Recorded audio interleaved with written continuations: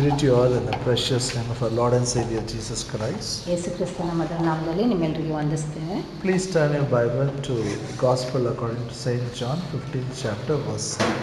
ನಿಮ್ಮ ಸತ್ಯವೇದವನ್ನು ಯೋಹಾನ ಬರೆದ ಸುವಾರ್ತೆ 15ನೇ ಅಧ್ಯಾಯ 7ನೇ ವಚನಕ್ಕೆ ತಿರುಗಿಸ್ರಿ. If you abide in me and my words abide in you, you shall ask what you will and it shall be done unto you.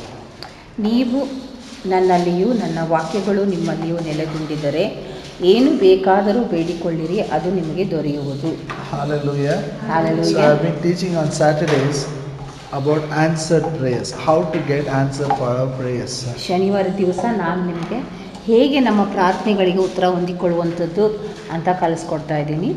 Every Christian will pray. ಪ್ರತಿಯೊಬ್ಬ ಕ್ರೈಸ್ತರು ಅವ್ರು ಪ್ರಾರ್ಥನೆ ಮಾಡ್ತಾರೆ. They know we have to pray. ಅವ್ರಿಗೆ ಗೊತ್ತು ನಾವು ಪ್ರಾರ್ಥನೆ ಮಾಡಬೇಕಂತ. But some prayers are answered, some prayers are not answered. ಕೆಲವು ಪ್ರಾರ್ಥನೆಗೆ ಉತ್ತರ ಸಿಗ್ತದೆ, ಕೆಲವು ಪ್ರಾರ್ಥನೆಗೆ ಉತ್ತರ ಸಿಗೋದಿಲ್ಲ.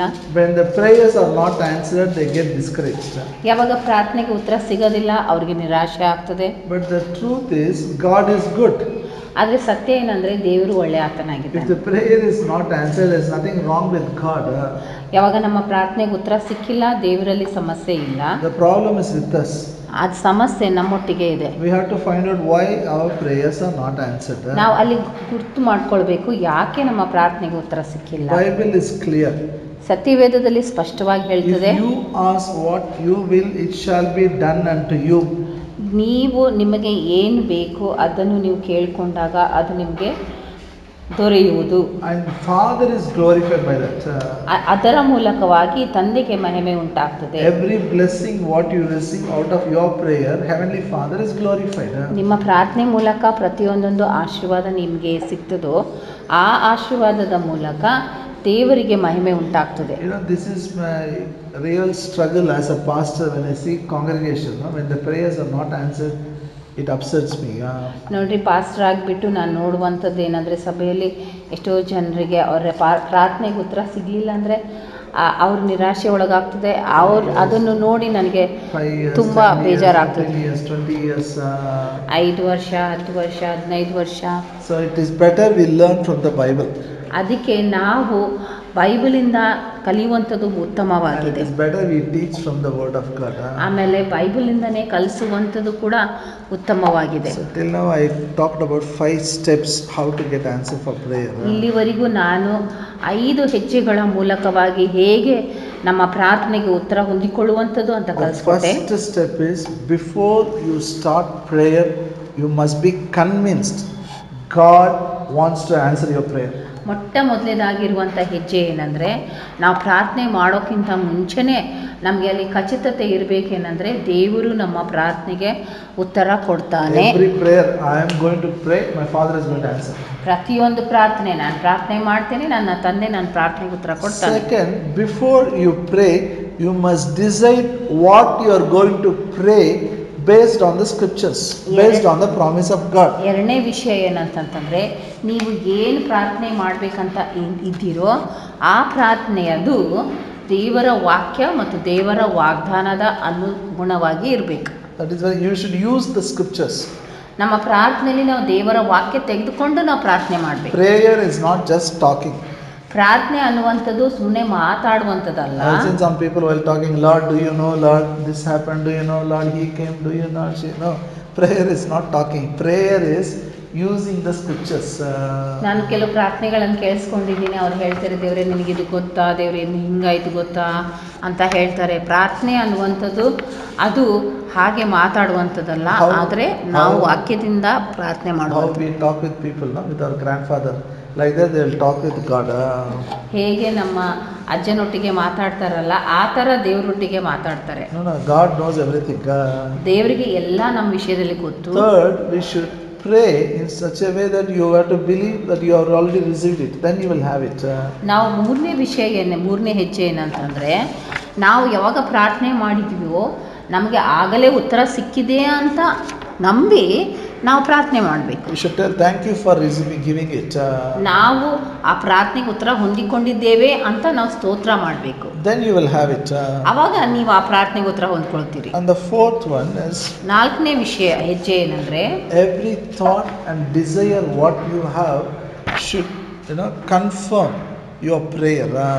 ಪ್ರತಿಯೊಂದು ಯೋಚನೆ ಆಸೆ ಏನಿದೆಯೋ ಅದು ದೇವರ ವಾಕ್ಯವನ್ನು ಖಚಿತ ಮಾಡಬೇಕು. What you have prayed, it should be based on that. Afterwards you are thinking. ಅಂದರೆ ಪ್ರಾರ್ಥನೆ ಮಾಡಿದ ಮೇಲೆ ನಿಮ್ಮ ಯೋಚನೆ ಆ ವಾಕ್ಯದ ಅನುಸಾರವಾಗಿ ಇರಬೇಕು. And the fifth one, I am spending lot of time. ಐದನೇದಾಗಿ ನಾನು ಭಾಳ ಸಮಯ ತಗೊಂಡು ಹೇಳ್ತಾ You have to ಇದ್ದೀನಿ. guard and protect your faith. ನಿಮ್ಮ ನಂಬಿಕೆಯನ್ನು ಅಲ್ಲಿ ಸುರಕ್ಷಿತವಾಗಿ ಇಡಬೇಕು, ಕಾಪಾಡಲ್ಪಡಬೇಕು. You have a faith. ನಿಮ್ಮಲ್ಲಿ ನಂಬಿಕೆ ಇದೆ, It's a supernatural faith. ಅದು ಅಸಾಧಾರಣವಾದಂಥ You ನಂಬಿಕೆ. should guard and protect it. ಅದನ್ನು ನಾವು ಸುರಕ್ಷಿತವಾಗಿ ಇಡಬೇಕು ಮತ್ತು ಅದಕ್ಕೆ ನಾವು ಜೋಪಾನ ಮಾಡಬೇಕು. You should use it. ಆಮೇಲೆ ನಾವು ಆ ನಂಬಿಕೆಯನ್ನು ಉಪಯೋಗಿಸಬೇಕು. But for that, it's very important to control our mind. ಅದಕ್ಕೆ ನಮ್ಮ ಮನಸ್ಸನ್ನ ಆಲೋಚನೆಯನ್ನು ನಿಯಂತ್ರಣದಲ್ಲಿಡುವಂಥದ್ದು ಬಹಳ ಮುಖ್ಯ. Our mind, is impacted by what we see. With whom do you talk? What we hear. ನೋಡ್ರಿ, ನಮ್ಮ ಮನಸ್ಸಿನ ಆಲೋಚನೆಗಳು ನಾವು ಏನು ನೋಡ್ತೀವಿ, ಏನು ಕೊಳಿಸ್ಕೊಳ್ತೀವೋ, ಯಾವುದು ನಾವು ಭಾವಿಸ್ತೀವಿ, ಅದರಿಂದಲೇ ನಡೆಸಲ್ಪಡ್ತದೆ. Hallelujah. Hallelujah. So it is so important to learn spirit, soul and body. How to take care of the mind. ಅದಕ್ಕೆ ಆತ್ಮ ಪ್ರಾಣ ಶರೀರದ ಕುರಿತು ಕಲ್ತ್ರೆ ಹೇಗೆ ನಮ್ಮ ಮನಸ್ಸಿನ ಯೋಚನೆ ನಾವು ನಿಯಂತ್ರಣದಲ್ಲಿ ಇಡ್ಬೋದು ಅಂತ ಕಲ್ತ್ಕೊಳ್ತೀವಿ. Come with me, Luke 21st chapter verse 19. ಈಗ ಲೂಕ 21ನೇ ಅಧ್ಯಾಯ 19ನೇ ವಚನಕ್ಕೆ ಬನ್ನಿರಿ. This is all about the second coming of Christ. All the signs is mentioned. ಇಲ್ಲಿ ಯೇಸುವಿನ ಎರಡನೇ ಬರೋಣ ಬಗ್ಗೆ ಬರೀತದೆ.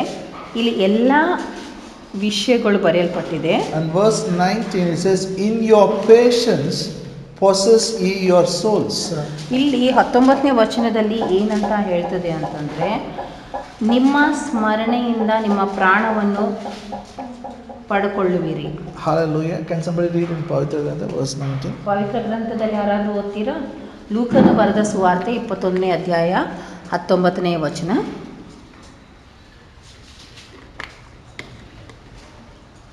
ಇಲ್ಲ,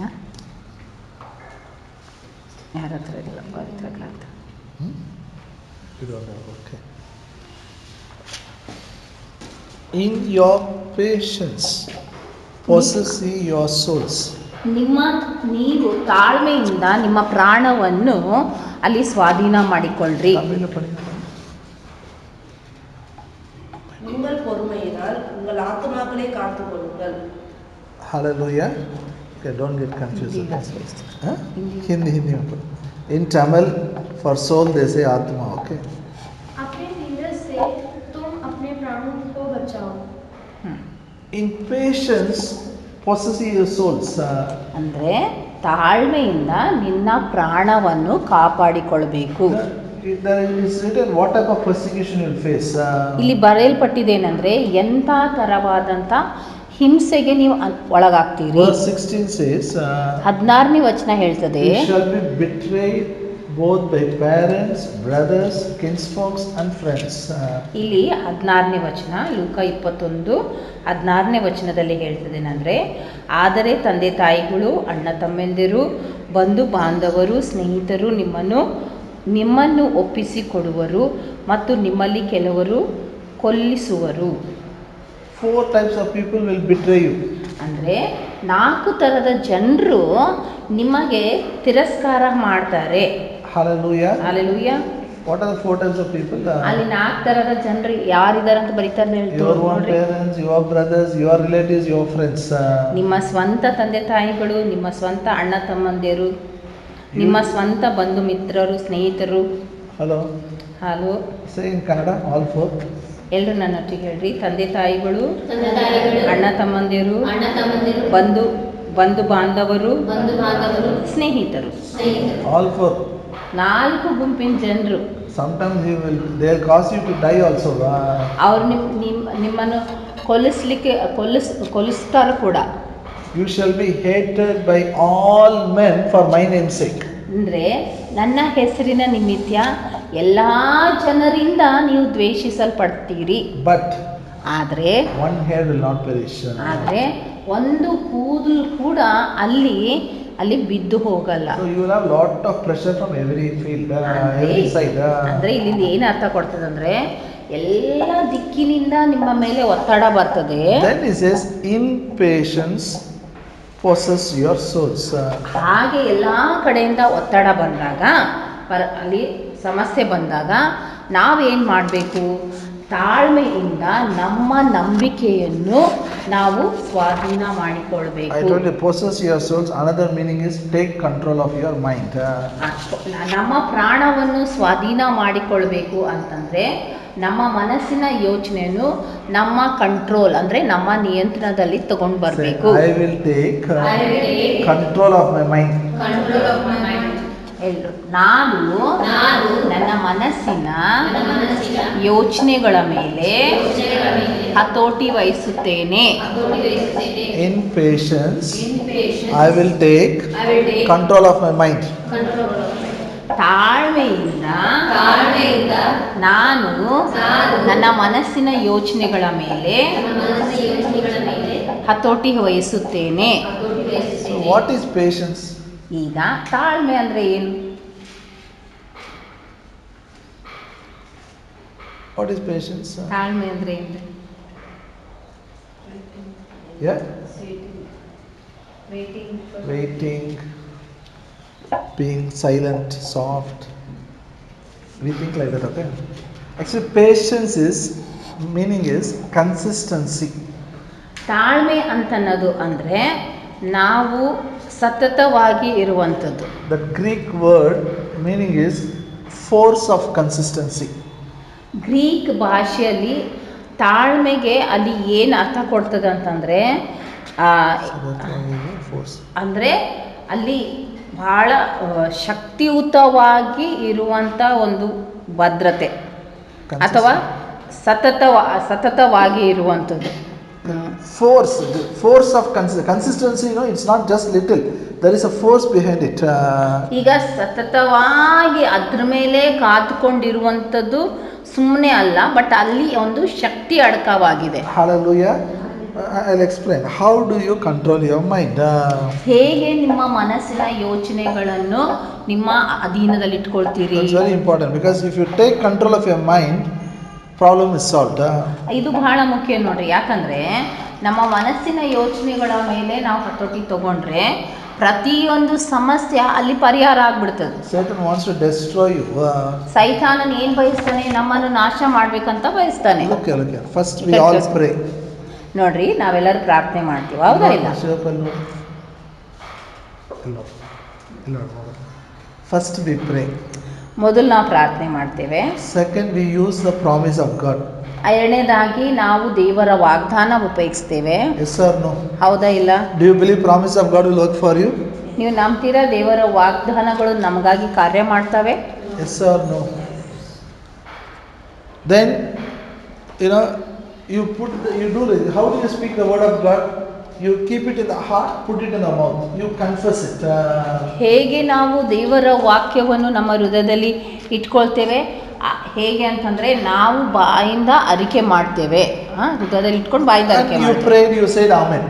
ಆಮೇಲೆ ಆ ವಾಕ್ಯದ ಅನುಸಾರವಾಗಿ ನಾವು ಪ್ರಾರ್ಥನೆ ಮಾಡಿದ್ವಿ, ಆಮೇಲೆ ಆಮೇನ್ ಅಂತ ಹೇಳಿಬಿಟ್ವಿ. But when the various problem comes, ಯಾವಾಗ ನಾವು ಆಮೇನ್ ಅಂತ ಹೇಳಿದ ಮೇಲೆ ಆ ಪ್ರಾರ್ಥನೆ ವಿರುದ್ಧವಾಗಿ ಎಷ್ಟೊಂದು ಸಮಸ್ಯೆಗಳು ಬಂದಾಗ your friend ditches you. ನಿಮ್ಮ ಸ್ನೇಹಿತರು ನಿಮ್ಮನ್ನು ಬಿಟ್ಟು ಹೋಗ್ತಾರೆ. Ditches, they betray you. They ಅಂದ್ರೆ cheat you. ನಿಮ್ಮ ಸ್ನೇಹಿತರು ನಿಮಗೆ ಮೋಸ ಮಾಡ್ತಾರೆ, Backstab you. ಅವ್ರು ನಿಮ್ಮ ಬೆನ್ನ ಹಿಂದೆ ತಿವಿತಾರೆ. Your own brothers do something. ಅಂದ್ರೆ ನಿಮ್ಮ ಸ್ವಂತ ಅಣ್ಣ ತಮ್ಮಂದಿರೇ ನಿಮ್ಮ ವಿರುದ್ಧವಾಗಿ ಏನಾದರೂ ಮಾಡ್ತಾರೆ. What we do is, ಆ ಸಮಯದಲ್ಲಿ ನಾವೇನ್ ಮಾಡ್ತೀವಿ? instead of focusing on our prayer and confession and faith, our mind goes on those issues. ನಮ್ಮ ಪ್ರಾರ್ಥನೆ ಮತ್ತು ಆ ಪ್ರಾರ್ಥನೆಗೆ ಬರುವಂತ ಉತ್ತರದ ಮೇಲೆ ಗಮನ ಹಾಕೋದು ಬಿಟ್ಬಿಟ್ಟು ಈಗ ನಾವೇನ್ ಮಾಡ್ತೀವಿ ಅಂದ್ರೆ ಅವ್ರಿಗೆ ಏನು ನನ್ನ ವಿರುದ್ಧವಾಗಿ ಮಾಡ್ತಾ ಇದ್ದಾರಲ್ಲ ಅದ್ರ ಮೇಲೆನೆ ಗಮನ ಹಾಕ್ಬಿಡ್ತೀವಿ. Consistency means ಅಲ್ಲಿ ಸತತವಾಗಿ ಇರುವಂಥದ್ದು ಅಂದ್ರೆ how you prayed before, you will keep on doing it. ಯಾವ ರೀತಿಯಲ್ಲಿ ನೀವು ಪ್ರಾರ್ಥನೆ ಮಾಡಿದ್ರಲ್ಲ ಆ ಥರನೇ ಮಾಡ್ತಾನೇ You will ಇರುವಂಥದ್ದು. keep on confessing the promise of God. ನೀವು ದೇವರ ವಾಕ್ಯವನ್ನು ಅರಿಕೆ ಮಾಡ್ತಾನೇ You will ಮುಂದುವರಿಸಿ. keep on meditating the word of God. ನೀವು ದೇವರ ವಾಕ್ಯವನ್ನು ಧ್ಯಾನ ಮಾಡ್ತಾನೇ ಮುಂದುವರಿತೀರಿ. Let any problem come, let anybody say anything, you will not stop speaking what you are doing it. ಈಗ ಏನು ನೀವು ಮಾಡ್ತಾ ಇದ್ದೀರಲ್ಲ ಅದನ್ನು ನೀವು ಎಂಥದೇ ಸಮಸ್ಯೆ ಬಂದ್ರೂ ಯಾವ ಕಾರಣಕ್ಕೂ ನಿಲ್ಲಿಸೋದಿಲ್ಲ. You are telling, I will not allow my mind, to get distracted. ನೀವು ಅವಾಗ ಏನಂತ ಹೇಳ್ತೀರಿ? ಸಮಸ್ಯೆ ಬಂದಾಗ ಯಾವುದೇ ಒಂದು ಅಡಚಣೆ ಬಂದ್ರೂ ನನ್ನ ಮನಸ್ಸು ಆ ಕಡೆ ಹೋಗ್ಲಿಕ್ಕೆ ನಾನು ಅನುಮತಿ ಕೊಡಲ್ಲ. Again I am telling, there is a test for all of us. ಮತ್ತೆ ನಾನು ಹೇಳ್ತಾ ಇದ್ದೀನಿ, ನಮ್ಮೆಲ್ಲರಿಗೆ ಒಂದು ಪರೀಕ್ಷೆ ಇದೆ. Jesus told about wise man, foolish man.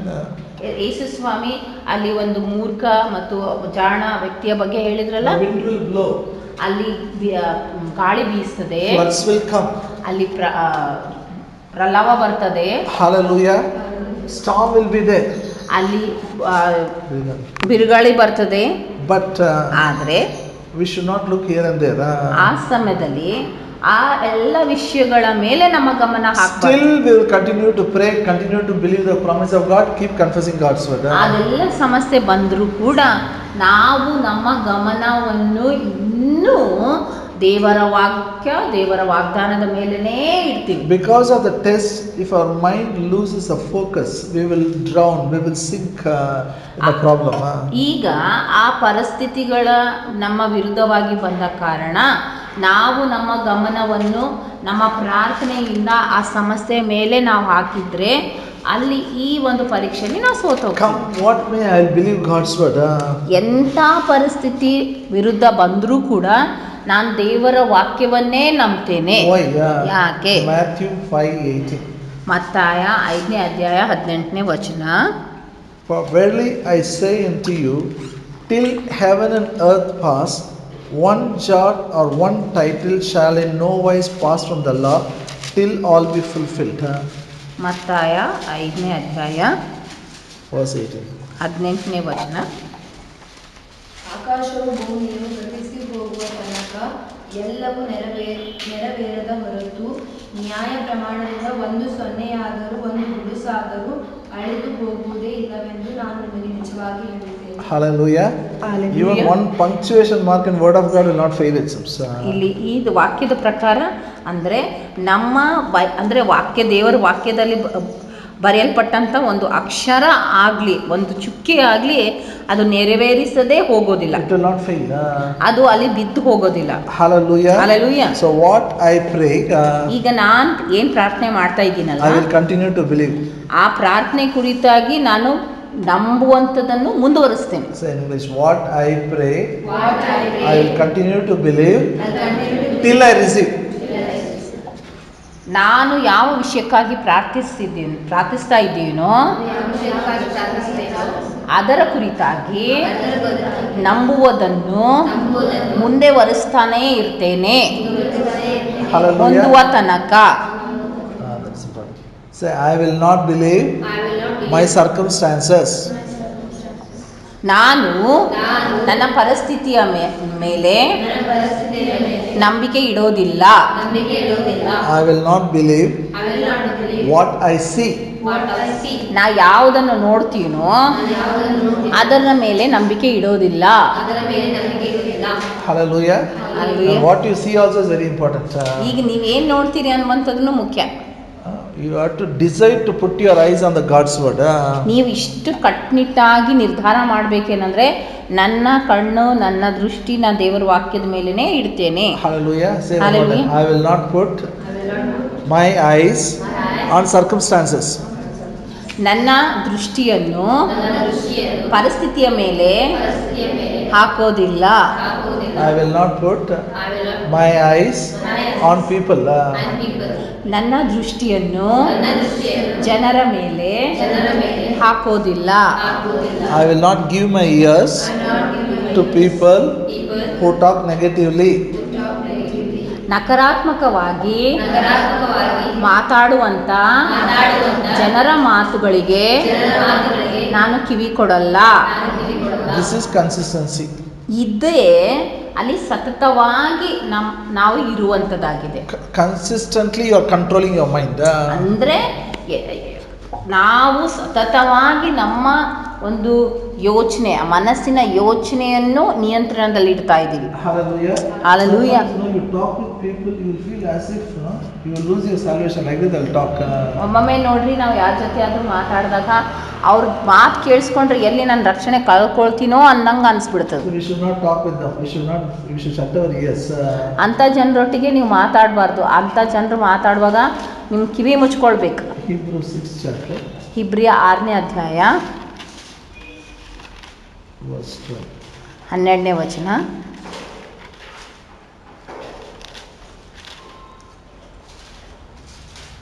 That you be not slothful, but followers of them who through faith and patience inherit the promises.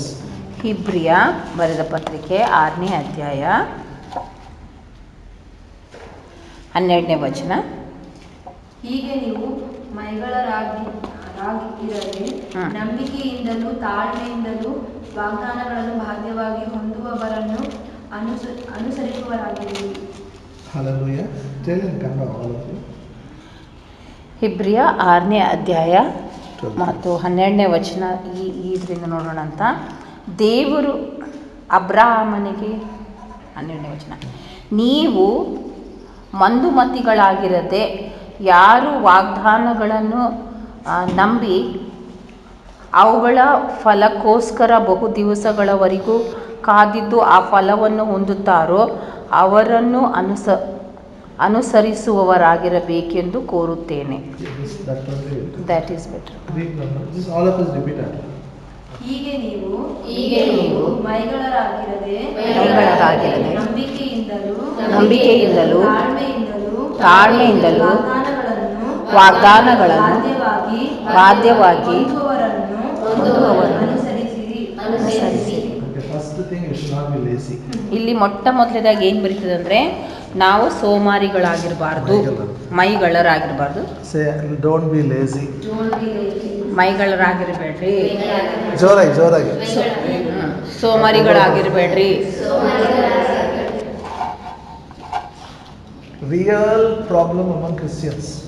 ನೋಡ್ರಿ, ಕ್ರೈಸ್ತರಲ್ಲಿ ಬಹಳ ದೊಡ್ಡ ಸಮಸ್ಯೆ. Devil is not a problem. ಅಲ್ಲಿ ಸೈತಾನನ ಸಮಸ್ಯೆನೇ ಅಲ್ಲ. Nobody is a problem. ಯಾರು ಸಮಸ್ಯೆ ಅಲ್ಲ. Laziness. ಅಲ್ಲಿ ಮೈಗಳತನ, ಸೋಮಾರಿತನ. Laziness, they want somebody to feed, cook, okay. Somebody to feed also, okay. They want somebody to swallow their food. ಯಾರೋ ಅಡುಗೆ ಮಾಡ್ಬೇಕಂತ ಬಯಸ್ತಾರೆ, ಓಕೆ, ಅದು ಪರವಾಗಿಲ್ಲ. ಯಾರೋ ಊಟ ಮಾಡಿಸ್ಬೇಕಂತ ಅನಿಸ್ತಾರೆ, ಅದೂ ಪರವಾಗಿಲ್ಲ. ನುಂಗೋದು ಕೂಡ ಇನ್ನೊಬ್ರು ಯಾರನ್ನ ಮಾಡಲಿ, ನಾನು ಪರವಾಗಿ ಅಂದ್ಕೊಳ್ತಾರೆ. That much laziness it is. ಅಷ್ಟೊಂದು ಸೋಮಾರಿತನ. Laziness will not get any prayer answer. ನೋಡ್ರಿ, ಸೋಮಾರಿತನ ಯಾವುದೇ ಪ್ರಾರ್ಥನೆಗೆ ಉತ್ತರ ಕೊಡುವಂತೆ ಮಾಡಲ್ಲ. You see them when they get up, when they sleep, what they do, they don't know. ಈಗ ಇಂಥ ಜನರು ನೋಡ್ರಿ, ಅವ್ರಿಗೆ ಯಾವಾಗ ಮಕ್ಕೋತಾರೆ, ಯಾವಾಗ ಎದ್ದೇಳ್ತಾರೆ, ಏನು ಮಾಡ್ತಾರೆ ಅಂತ ಅವ್ರಿಗೆ ಗೊತ್ತಿರಂಗಿಲ್ಲ. That clock has no value in their life. ಇಂಥ ಜನರಲ್ಲಿ ಹೆಂಗೆ ಏನಂತಂದರೆ, ಗಡಿಯಾರಕ್ಕೆ ಬೆಲೆನೇ ಇರಲ್ಲ. They see clock only for cricket match. Cricket match ಸಲುವಾಗಿ ಗಡಿಯಾರ ನೋಡಿ. No use. Their life is like that. ಅವ್ರಿಗೆ ಯಾವುದೇ ಉಪಯೋಗನೇ ಇರಂಗಿಲ್ಲ, ಯಾಕಂದ್ರೆ ಅವ್ರ ಜೀವಿತನೇ ಆ ಥರ ಇರ್ತದೆ. But God wants us to imitate people. ಆದರೆ ದೇವ್ರು ಬಯಸ್ತಾನೆ ನಾವು ಇನ್ನೊಬ್ಬರನ್ನು ಅಲ್ಲಿ ಉದಾಹರಣೆ ಇಟ್ಕೊಂಡು ಅವರನ್ನು ಹಿಂಬಾಲಿಸ್ಬೇಕು. ನಾವು we should follow. ಎಂಥ ಜನರಿಗೆ ನಾವು ಹಿಂಬಾಲಿಸ್ಬೇಕು? Faith and patience, they inherited the promises. ಎಂಥ ಜನರನ್ನು ನಾವು ಹಿಂಬಾಲಿಸ್ಬೇಕಂದ್ರೆ, ಯಾರು ತಾಳ್ಮೆಯಿಂದ ಮತ್ತು ನಂಬಿಕೆಯಿಂದ ಅವರು ದೇವರ ವಾಗ್ದಾನವನ್ನು ಸ್ವಾಧೀನ ಮಾಡಿಕೊಂಡಿದ್ದಾರೆ. Hallelujah. Say, I will imitate through faith and patience all those who are inherited the promises. ನಾನು ತಾಳ್ಮೆಯಿಂದ ನಂಬಿಕೆಯಿಂದ ದೇವರ ವಾಗ್ದಾನವನ್ನು ಸ್ವಾಧೀನ ಮಾಡಿಕೊಂಡಿರುವ ಜನರನ್ನು ಹಿಂಬಾಲಿಸುತ್ತೇನೆ. Bible has lot of list. ಬೈಬಲಲ್ಲಿ ಎಷ್ಟೊಂದು ಜನರ ಬಗ್ಗೆ ಆ ಥರ ಬರೆದಿದೆ. So many people have inherited promises. ಯಾಕಂದರೆ ಎಷ್ಟೋ ಜನರು ದೇವರ ವಾಗ್ದಾನವನ್ನು ಅವ್ರು ಹೊಂದ್ಕೊಂಡು ಬಿಟ್ಟು ಅದನ್ನು ಆನಂದ ಪಡ್ತಾ ಇದ್ದಾರೆ. No, I should look at them. I said, if that fellow can inherit, I can inherit it. ಅದಕ್ಕೆ ನಾನು ಅವ್ರ ಕಡೆ ನೋಡಬೇಕು. ಅವರು ದೇವರ ವಾಗ್ದಾನವನ್ನು ಆನಂದ ಪಡ್ತಾ ಇದ್ದಾರೆ ಅಂದರೆ ನಾನು ಅವ್ರ ಥರನೇ ಮಾಡ್ತೇನೆ. If they possess the promise, I will possess it. ಆ ದೇವರ ವಾಗ್ದಾನವನ್ನು ಅವರು ತಮ್ಮದಾಗಿ ಮಾಡ್ಕೊಂಡಾರಂದ್ರೆ ನಾನು ಅವ್ರ ಥರನೇ ಮಾಡ್ತೇನೆ. How they did ಅವ್ರು ಯಾವ ಥರ ಮಾಡಿದ್ರು? faith and patience. ಅವ್ರು ಯಾವ ಥರ ಅದನ್ನು ಹೊಂದ್ಕೊಂಡಿದ್ರು? ಅಲ್ಲಿ ತಾಳ್ಮೆಯಿಂದ ಮತ್ತು ನಂಬಿಕೆಯಿಂದ. Say faith and patience. Faith and patience. ನಂಬಿಕೆ, ನಂಬಿಕೆ, ತಾಳ್ಮೆ. ತಾಳ್ಮೆ. Patience means consistency. ನಾವು ತಾಳ್ಮೆ ಅನ್ನುವಂಥದ್ದು ಏನಂದರೆ ಅದರಲ್ಲಿಯೇ ಸತತವಾಗಿ ಇರುವಂಥದ್ದು. You confess yesterday, today you will confess. Tomorrow you will confess. You will confess. You will confess. You will confess. You will confess. You will confess. Till you receive, you will confess. ದೇವರ ವಾಗ್ದಾನವನ್ನು ನೀವು ಅರಿಕೆ ಮಾಡ್ತಾ ಇದ್ದೀರಲ್ಲ, ಹೇಗೆ ಮಾಡ್ತೀರಿ RK? ಇವತ್ತು ಮಾಡ್ತೀರಾ, ನಾಳೆ ಮಾಡ್ತೀರಾ, ನಾಳೆ ಮಾಡ್ತೀರಾ, ಮಾಡ್ತಾನೇ ಇರ್ತೀರಿ. ಎಲ್ಲಿವರೆಗೆ ಮಾಡ್ತೀರಿ? ಎಲ್ಲ ಆ ವಾಗ್ದಾನವನ್ನು ನಿಮ್ಮದಾಗಿ ಮಾಡಿಕೊಳ್ಳುವವರೆಗೆ ಮಾಡ್ತೀರಿ. Amen. Amen. See, Bible says you will have 100 houses. ಸತ್ಯವೇದ ಹೇಳ್ತದೆ 100 ಮನೆಗಳಿರ್ತದೆ. How long you will confess? ಆ ವಾಗ್ದಾನವನ್ನು ಎಷ್ಟು ದಿನವರೆಗೂ ನೀವು ಅರಿಕೆ ಮಾಡ್ತೀರಾ?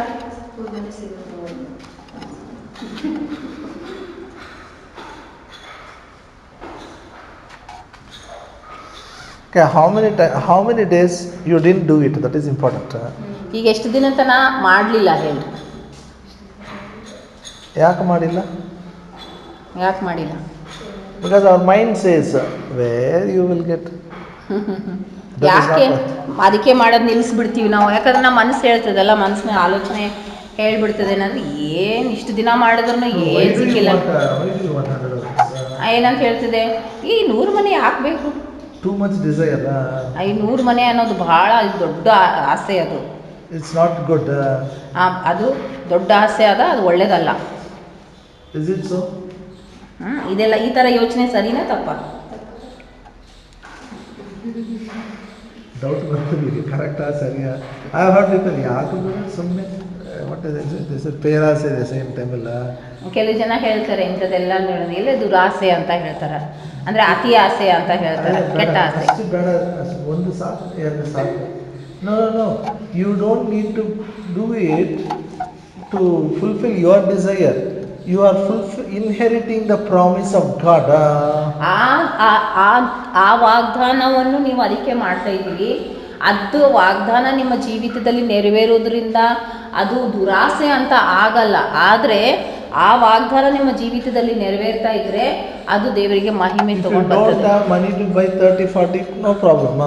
ನಿಮ್ಮ ಹತ್ರ 30-40 ಪ್ಲಾಟ್ ತಗೊಳ್ಳಿಕ್ಕೆ ಹಣ ಇಲ್ಲ ಅಂದ್ರೆ ಪರವಾಗಿಲ್ಲ. But you have a faith and patience. ಆದ್ರೆ ನಿಮ್ಮ ಹತ್ರ ಏನಿದೆ? ತಾಳ್ಮೆ ಮತ್ತು ನಂಬಿಕೆ ಇದೆ. I have faith and patience. ಎಲ್ಲರೂ ಹೇಳ್ರಿ, ನನ್ನ ಹತ್ರ ನಂಬಿಕೆ ಮತ್ತು ತಾಳ್ಮೆ ಇದೆ. I will speak the word. ಇದರ ಅರ್ಥ ಏನಂದ್ರೆ ನಾನು ದೇವರ ವಾಕ್ಯ ಘೋಷಣೆ ಮಾಡ್ತೀನಿ. I will keep on speaking the word. ಆ ದೇವರ ವಾಕ್ಯವನ್ನು ನಾನು ಘೋಷಣೆ ಮಾಡ್ತಾನೆ. I will inherit every promise. ಅದು ಮಾಡ್ತಾನೆ ಇರ್ತೀನಿ ಎಲ್ಲಿವರೆಗೂ ಅದ್ರ ಮೂಲಕವಾಗಿ ಎಲ್ಲಾ ವಾಗ್ದಾನಗಳನ್ನು ನನ್ನದಾಗಿ ಮಾಡ್ಕೊಳ್ತೀನಿ. This is the key to get answer for the prayers. ನನ್ನ ಪ್ರಾರ್ಥನೆಗೆ ಉತ್ತರ ಸಿಗಬೇಕು ಅಂದ್ರೆ ಇದೇ ಒಂದು ಬೀಗದ ಕೈ. Keep the word of God in my mouth. ದೇವರ ವಾಕ್ಯವನ್ನು ನನ್ನ heart. ದೇವರ ವಾಕ್ಯವನ್ನು ನನ್ನ ಹೃದಯದಲ್ಲಿ ಇಟ್ಕೊಳ್ಳುವಂಥದ್ದು. Keep speaking it. ಅದು ವಾಕ್ಯವನ್ನು ಮತ್ತೆ ಬಾಯಿಂದ ಹೇಳುವಂಥದ್ದು. Keep on speaking. ಆ ದೇವರ ವಾಕ್ಯವನ್ನು ಬಾಯಿಂದ ಹೇಳ್ತಾನೇ ಇರುವಂಥದ್ದು. Keep speaking. Keep on speaking. ಮಾತಾಡ್ತಾ ಇರಬೇಕು. ದೇವರ ವಾಗ್ದಾನವನ್ನು ಮಾತಾಡ್ತಾ ಇರಬೇಕು. ಮಾತಾಡ್ತಾನೇ ಇರಬೇಕು. Hallelujah. You stop it. ಅದು ನಿಲ್ಲಿಸಿದ್ರೆ You are not taking control of your mind. ಇದು ಹೇಳುವಂಥದ್ದು ನಿಲ್ಲಿಸ್ಬಿಟ್ರೆ ಏನು ಅರ್ಥ ಕೊಡ್ತದಂದ್ರೆ ನಿಮ್ಮ ಯೋಚನೆಗಳ ಮೇಲೆ ನೀವು ನಿಯಂತ್ರಣ ತಗೊಳ್ತಾ ಇಲ್ಲ. ಅಂದ್ರೆ ಈಗ ನೀವು ಬಿಟ್ಬಿಟ್ರಿ ಅಂತ ಅರ್ಥ. I am not going to inherit the promise. ಏನೋ ಬಿಟ್ಬಿಟ್ರಿ, ಇಲ್ಲ ಇದೆಲ್ಲ ವಾಗ್ದಾನ ನನಗೆ ನನ್ನ ಸ್ವಾಧೀನ ಮಾಡ್ಕೊಳ್ಳಲ್ಲ ಅಂತ. Hallelujah. Hallelujah. So how to do it? ಹೇಗಪ್ಪ ನಾವು ಮಾಡಬೇಕು? Look at the people who inherited the promise. ಯಾವುದು ನಮಗೆ ಸಹಾಯ ಮಾಡ್ತದೆ ಅಂದರೆ ಯಾರ್ಯಾರು ದೇವರ ವಾಗ್ದಾನವನ್ನು ಅವರು ಅವರು ಹೊಂದಿಕೊಂಡಿದ್ದಾರೆ ಅಂಥ ಜನರನ್ನು ನಾವು ನೋಡಿ Look at the story. ಅವರ ಕಥೆಗಳನ್ನು ನಾವು ನೋಡಬೇಕು. Read about Abraham. ಅಬ್ರಹಾಮನ ಬಗ್ಗೆ Read ನೋಡಬೇಕು, about Isaac. Read about Joseph. ಈಸಾಕನ ಬಗ್ಗೆ, ಯೂಸಫನ ಬಗ್ಗೆ ನೋಡಬೇಕು. Whether the promises is fulfilled in their life. ಏನೆಲ್ಲ ವಾಗ್ದಾನಗಳು ದೇವರು ಅವ್ರಿಗೆ ಮಾಡಿದ್ನಲ್ಲ ಅವ್ರ ಜೀವಿತದಲ್ಲಿ ಅದು ವಾಗ್ದಾನ ನೆರವೇರಿಸಲ್ಪಟ್ಟಿದೆನಾ ಇಲ್ಲ. In their life, the promises will be fulfilled in my life. ಏನೆಲ್ಲ ದೇವರು ವಾಗ್ದಾನ ಮಾಡಿದ್ದಾನೆ ಅದೆಲ್ಲ ಅವ್ರ ಜೀವಿತದಲ್ಲಿ ನೆರವೇರಿಸಲ್ಪಟ್ಟಿದೆ ಅಂದ್ರೆ ದೇವರ ವಾಗ್ದಾನ ನನ್ನ ಜೀವಿತದಲ್ಲಿ ನೆರವೇರಿಸ್ತದೆ ಅಂತ ಅರ್ಥ ಮಾಡ್ಕೊಳ್ಬೇಕು. Romans 4th chapter, quickly we'll go through it. ರೋಮ 4ನೇ ಅಧ್ಯಾಯಕ್ಕೆ ನೋಡೋಣ.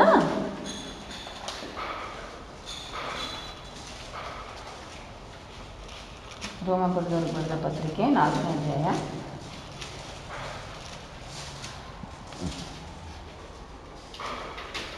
As it is written, verse 17, as it is written, I have made you a father of many nations, before him whom he believed, even God who quickened the dead calls those things which be not as though they were, who against hope believed in hope, that he might become the father of many nations, according to that which was spoken, so shall thy seed be.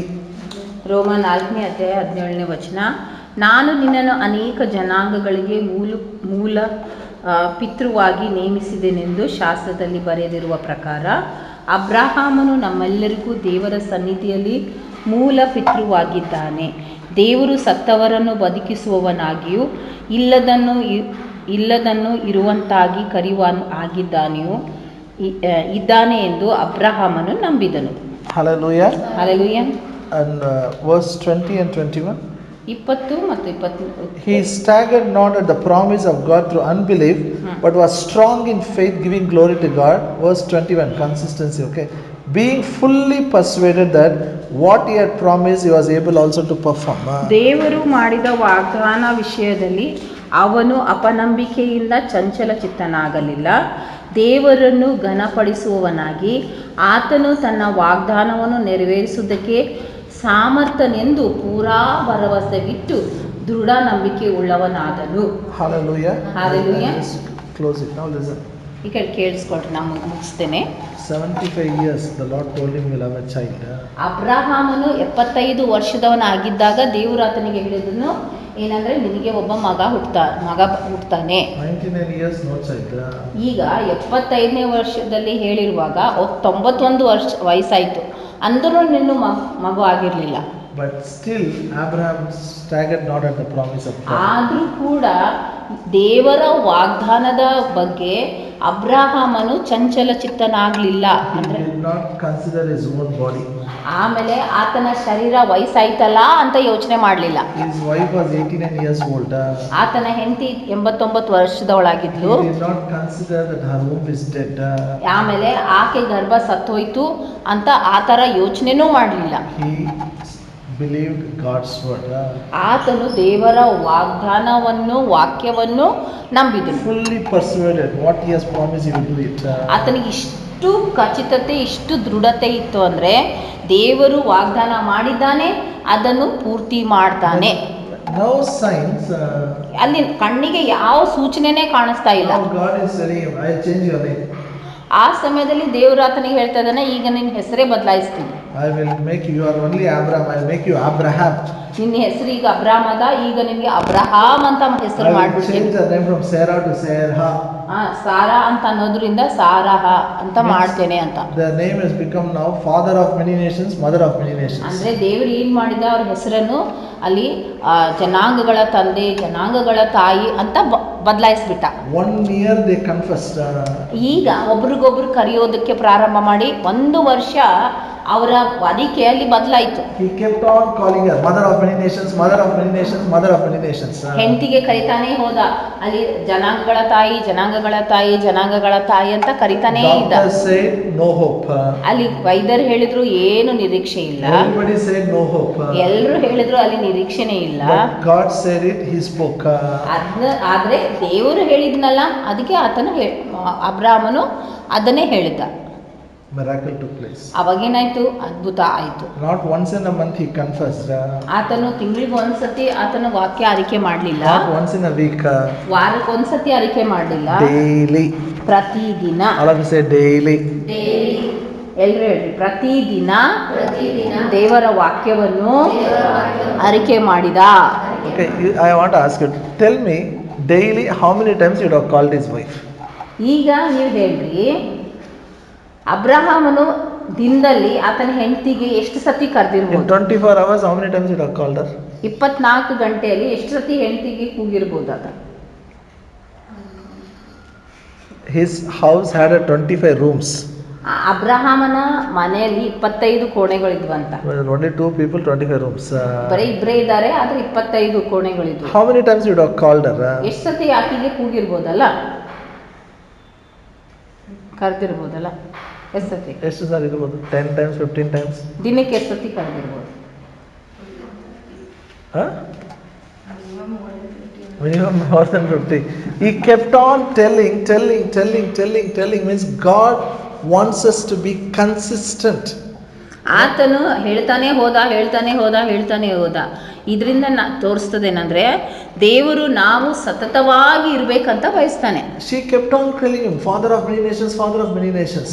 ಆಕೆ ಆತನಿಗೆ ಹೇಳ್ತಾನೇ ಹೋದ್ಲು, ಏನಂದ್ರೆ ಜನಾಂಗದ ತಂದೆ. So faith and consistency helped him to inherit the promise. ಅಂದ್ರೆ ನಂಬಿಕೆ ಮತ್ತು ಸತತವಾಗಿ ಇರುವಂಥದ್ದು ಆತನ ವಾಗ್ದಾನವನ್ನು ಹೊಂದ್ಕೊಳ್ಳಿಕ್ಕೆ ಅದು ಸಾಧ್ಯವಾಯಿತು. He never allowed discouragement.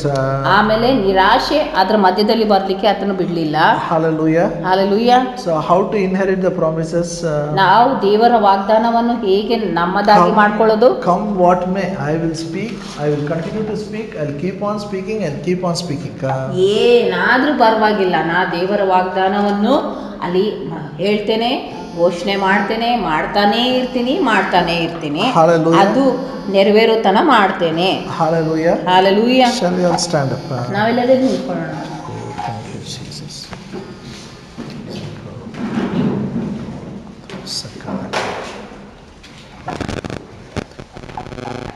Praise you, Jesus. Praise you. I know you have prayed many things, you have stopped it. ನಂಗೆ ಗೊತ್ತು ನೀವು ಎಷ್ಟೋ ವಿಷಯಕ್ಕಾಗಿ ಪ್ರಾರ್ಥನೆ ಮಾಡಿದಿರಿ, May- ಆದರೆ ಈಗ ಅದನ್ನು ನಿಲ್ಲಿಸ್ಬಿಟ್ಟಿರಿ. Make a commitment, I will be consistent in confession. ಈಗ ನೀವು ಒಂದು ಒಪ್ಪಂದ ಮಾಡಿಕೊಳ್ಳ್ರಿ, ಏನಂತಂದರೆ ನನ್ನ ಅರಿಕೆಯಲ್ಲಿ ನಾನು ಸತತವಾಗಿ ಇರ್ತೇನೆ. Thank you, Father. So, Father, I pray in the name of Jesus, the grace of God will so much, all the promise of God, they'll confess, they'll keep on confess, and they'll be consistent in confessing. By faith and patience, they'll inherit the promise of God. All the prayers will be answered, and your name will be honored and glorified in their life. In Jesus' name we pray.